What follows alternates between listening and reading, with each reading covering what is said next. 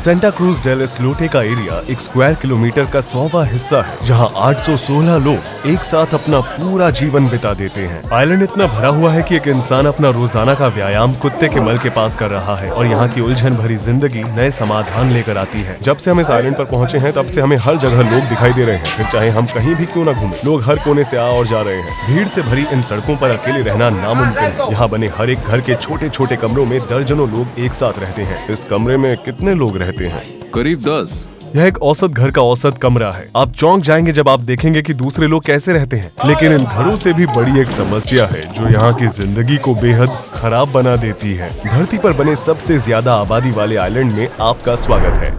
Colombia के mainland से बस 2 घंटे की बोट राइड की दूरी पर बने हुए इस आइलैंड की साइज एक फुटबॉल फील्ड से बस थोड़ी ही बड़ी है और यहाँ के पर स्क्वायर किलोमीटर में 68,000 लोग रहते हैं। यहाँ तक कि दुनिया के सबसे ज्यादा आबादी वाले शहरों में से एक हांगकांग में ये रेट 6,749 है। यहाँ सिर्फ 4 सड़कें हैं और यह जगह पूरी तरह से कंक्रीट से बनी हुई है। यहाँ किसी के पास कोई कार या मोटरसाइकिल नहीं है। आइलैंड पर कदम रखते ही हमें यहाँ की डेंसिटी का एहसास होता है। लोगों की आवाज, मुर्गे, लहरें और गाने सभी एक साथ मिक्स हो गए हैं। यहाँ के घर इस आइलैंड की कहानी बयां करते हैं। आइए घर के अंदर चलते हैं। क्या हम आपके घर को अंदर से देख सकते हैं?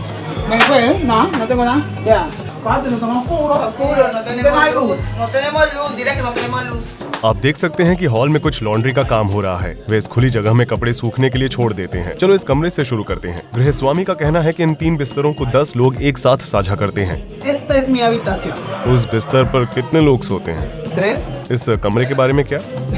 वो हमें इस कमरे में जाने नहीं दे रही है क्योंकि ये बहुत अस्त व्यस्त है।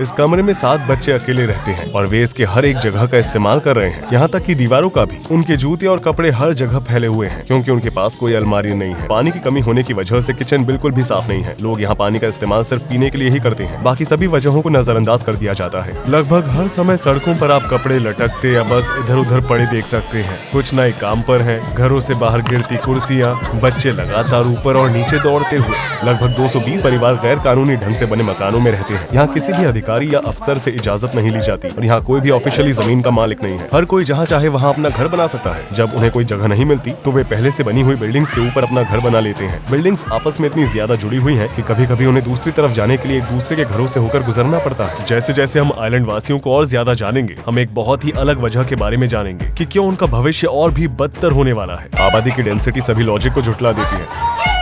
हम हर जगह डिशेज और बचा हुआ खाना देख सकते हैं और ये डॉग चम्मच पर बने हुए टुकड़ों को खाने की कोशिश कर रहा है। कुछ लोग मछली पकड़ रहे हैं, कुछ सड़क के किनारों पर खाना बेच रहे हैं और कुछ कंस्ट्रक्शन का काम कर रहे हैं। कुछ लोग अमीर बनने का सपना लेकर आइलैंड पर लाई गई लॉटरी मशीन से अपनी किस्मत आजमा रहे हैं। इन सभी के साथ आज किसी के जन्मदिन का जश्न मनाया जा रहा है और पार्टी की आवाज हर जगह सुनी जा सकती है।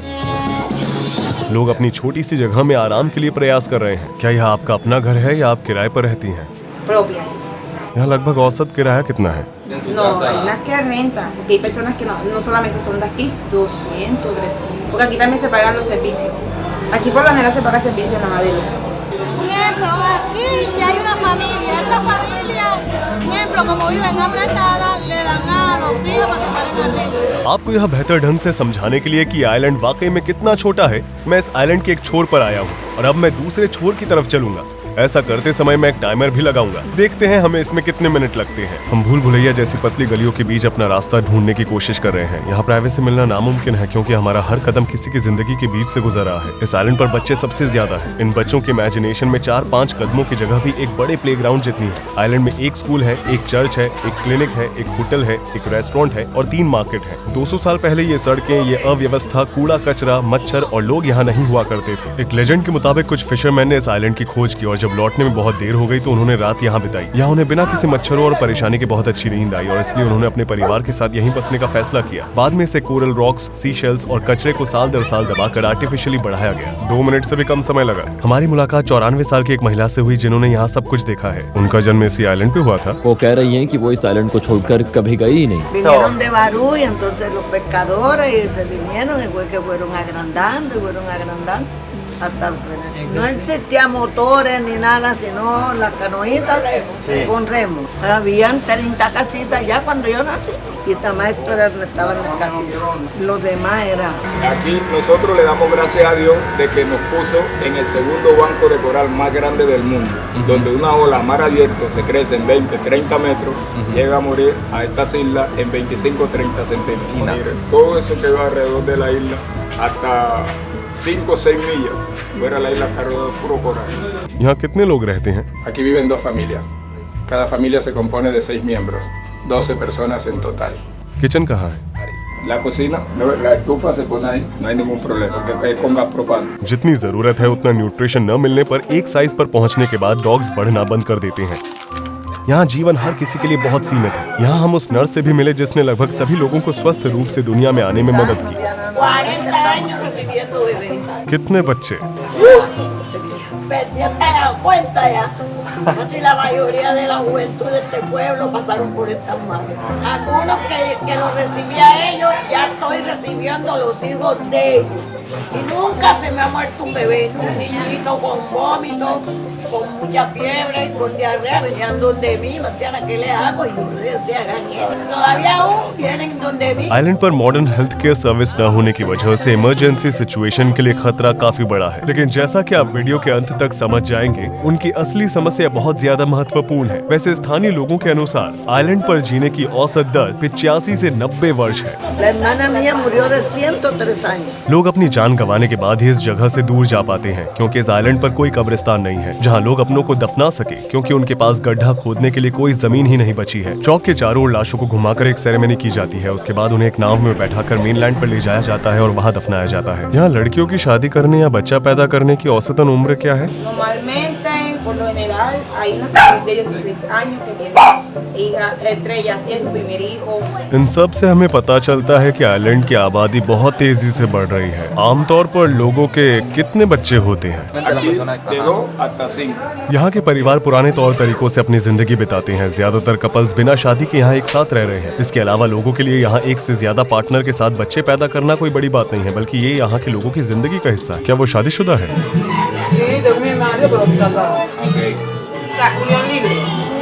इसके अलावा लोग अपनी पर्सनल स्पेस की परवाह नहीं करते और हमेशा मजाक करते रहते हैं। इस आइलैंड की सबसे बड़ी समस्याओं में से एक है कचरा। इनमें से कुछ को समुद्र में फेंक दिया जाएगा, कुछ को मेनलैंड पर भेज दिया जाएगा, लेकिन आप जहाँ भी जाएं वहाँ इसकी बदबू और मच्छरों को महसूस कर सकते हैं। ये शूट कर रहा है। ज्यादातर कचरे को समुद्र में फेंक दिया जाता है। बिना सोचे समझे लोग अपने सारे कचरे को पानी में फेंक देते हैं, जिसे वे अपना डंपिंग ग्राउंड की तरह देखते हैं। प्लास्टिक, कांच और धातु के टुकड़े। लेकिन इसके बाद आप जो देखेंगे वो देखकर आपको और भी अजीब लगेगा। अविश्वसनीय रूप से समुद्र के तल पर एक शौचालय भी है। इस प्रदूषण में तैरते केकड़े निवासियों के लिए कुछ महत्वपूर्ण खाने के स्रोत हैं और इन टूटे हुए पिंजरों का उपयोग इन जीवों का शिकार करने के लिए किया गया था। आप कुछ प्लास्टिक बैग समुद्र में देख सकते हैं। लोग मछली पकड़ रहे हैं और ये महिलाएं अपने कपड़े धो रही हैं। यहाँ जीवन अव्यवस्थित है। यहाँ बिजली और पीने का पानी मिलना काफी हद तक मौसम पर निर्भर करता है। यहाँ सोलर पैनल्स लगे हुए हैं। इस तरह वे आइलैंड पर बिजली बनाते हैं। Tenemos 380 paneles solares y 180 baterías que nos tienen ya para todo. जिस दिन धूप खिली हुई होती है उस दिन दोपहर 12 बजे से लेकर शाम 5 बजे तक बिजली दी जाती है। क्या कुछ ऐसा है जो वो इस आइलैंड के बारे में बदलना चाहती हैं? La luz, principalmente la luz. Mire, tenemos 4 días que no tenemos luz. आप यहाँ टमाटर और मिर्च को देख सकते हैं। क्योंकि यहाँ बिजली की कमी है इसलिए ये ज्यादा ताज़ा नहीं है। ये पावर जनरेटर काम कर रहे हैं। लोगों को जिस भी चीज की जरूरत होती है वो सब कुछ यहाँ के 3 मार्केट्स में मौजूद है। यहाँ तक कि दवाइयाँ भी। यहाँ आइलैंड का ट्रेडिंग सेंटर है। यहाँ एक और दुकान है। आप कुछ टी शर्ट्स या शॉर्ट्स खरीद सकते हैं। Porque nos ventea mucho y acá el salitre los daña. यहाँ सबसे ज्यादा स्ट्रगल पीने के पानी के लिए करनी पड़ती है, क्योंकि यहाँ नल का पानी नहीं आता। जैसा कि आप देख सकते हैं वे इन पाइप से बारिश का पानी इकट्ठा करते हैं। पानी की एक भी बूंद को वेस्ट नहीं किया जाता। El agua potable. Sufrimos mucho. Ahí debajo del centro de salud tenemos un tanque monetario que lo llamamos el pulmón de la isla. Cuando nos llueve, la alegría es tan inmensa acá que nos vamos de rumba ese día. Acá la sequía nos asusta, dura entre 7 y 8 meses para llover acá. Sí. Nosotros almacenamos ese líquido preciado, lo cuidamos tanto y después nos lo dividimos por familia. La Armada Nacional, a ver, esa pelea le cede los buques a la alcaldía para que nos socorran con el líquido preciado. Ahorita sí, todos los tanques llenos porque como llovió. इसके अलावा island पर कोई sewage system नहीं है। भले ही बारिश का आना एक गुड न्यूज हो क्योंकि इससे पीने का पानी मिलता है, लेकिन यही बारिश लोगों की जिंदगियों को अस्त व्यस्त कर देती है क्योंकि आइलैंड का ज्यादातर हिस्सा सॉलिड नहीं है। इसलिए तूफान या भारी बारिश की वजह से घरों और सड़कों में बाढ़ आ जाती है। इस आइलैंड के बारे में उन्हें क्या पसंद नहीं है? No me gusta todo. Lo único malo que tenemos de la isla que en el tiempo de lluvia se nos crece la marea, que estas calles se nos inundan de agua de mar. Más por el tiempo septiembre, octubre, para esos meses, pues estas calles inundadas. Si estas casas si no le hacen los pisos así como este trabajo, se mete a la habitación. हम Santa cruise del इस्लोटे के बीचों बीच है। यह island पर मौजूद एक लौता monument है जिसे ला पेट्रोना कहा जाता है। Es la que nos protege de los huracanes. हम इस बस्ती के छोटे से चर्च के अंदर है। इसे देखकर लग रहा है जैसे इसे रिपेयरिंग की जरूरत है। क्या आप प्रीस्ट हैं? El líder. इस आइलैंड पर कई सारे छोटे छोटे बच्चे हैं। उनका फ्यूचर कैसा होगा? El bachillerato y no continúan, porque no tienen la manera los padres de poder enviarlo a Cartagena. इस आइलैंड पर कुल 240 स्टूडेंट्स और 12 टीचर्स हैं। आइलैंड के एकमात्र स्कूल में आपका स्वागत है। ये ग्रेड 1 बच्चों की क्लास है क्योंकि आसपास वाले आइलैंड्स पर कोई स्कूल नहीं है, इसलिए वहाँ के स्टूडेंट्स भी यही पढ़ने आते हैं और वो भी एक बोट में। यहाँ के हर नौजवान को फुटबॉल खेलना पसंद है, यहाँ तक कि लड़कियों को भी। तुम बड़े होकर क्या बनना चाहते हो? तुम किस टीम के लिए खेलना चाहते हो? No, yo Madrid. Yo París.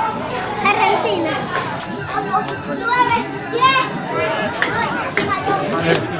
यहाँ के लोग टूरिज्म के जरिए अपना गुजारा कर रहे हैं। नेशनल पार्क के रूप में क्वालिफाइड होने की वजह से ये आइलैंड एंट्रेंस फीस के लिए $2.5 चार्ज करता है। हर रोज इन सैकड़ों टूरिस्ट के आने की वजह से सड़कों पर बहुत ज्यादा भीड़ देखने को मिलती है।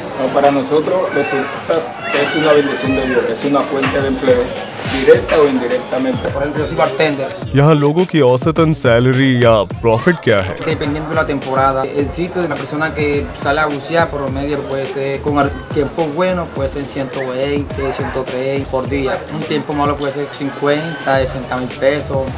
Un bartender, dependiendo de la temporada, el turismo, sacando gastos, cuando los trabajadores empecé 200, 180. यहाँ आने वाले टूरिस्ट्स के लिए एक एक्वेरियम बनाया गया है जहाँ लोकल्स बहुत ही लिमिटेड स्पेस में मछलियाँ, समुद्री कछुए और यहाँ तक कि शार्क भी रखते हैं। ये जगह टूरिस्ट्स को इन जानवरों के साथ तैरने के लिए मशहूर है, जो यहाँ की लोकल इकोनॉमी में बहुत बड़ा योगदान देती है। मछली पकड़ना भी बहुत जरूरी है, लेकिन लोग असल में इस बात पर ध्यान नहीं देते कि एनवायरनमेंट उन्हें कितना कुछ देता है। समुद्र में हो रहे प्रदूषण और ज्यादा फिशिंग करने की वजह से आइलैंड पर रह रहे लोगों को अब मछलियों को इम्पोर्ट करना पड़ रहा है। Usted sale, ya no coge la misma cantidad de pescado. Así que ahorita el pescado de los restaurantes lo están trayendo acá del continente.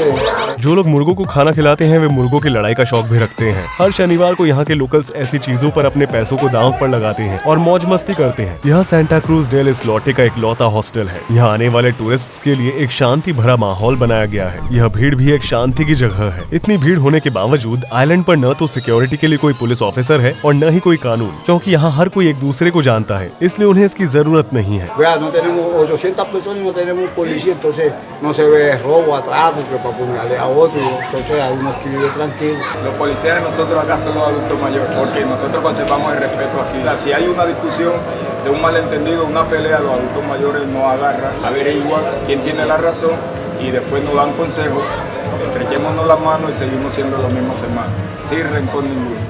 क्या वो कहीं और जाना चाहते हैं? Mi pensamiento mío aguantarme toda la vida aquí en esta isla, nacido y criado, aquí mismo voy a morir.